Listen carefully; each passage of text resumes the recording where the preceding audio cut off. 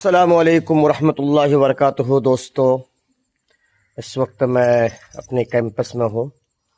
आप देख सकते हैं मैं एक बैगन बादिंजान जिसको बोलते हैं अरबी में, इसका एक पेड़ एक दरख्त आपको दिखा रहा हूँ। आप देख सकते हैं बहुत ही तवील है और कितना बड़ा है। आप देख सकते हैं। अल्लाह समद, पहली बार आप इतने लंबे कद के बैगन का पेड़ देख रहे होंगे।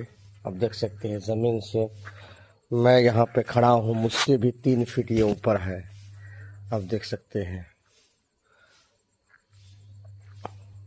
बैंगन तो इसमें बहुत ज़्यादा फलता है, लेकिन अलमिया यह है कि यहाँ पे बंदर जो है, जंगली बंदर, जब दोपहर में सारे लोग सो जाते हैं, आराम करने लगते हैं, तो ऐसे मौके से वो आकर सब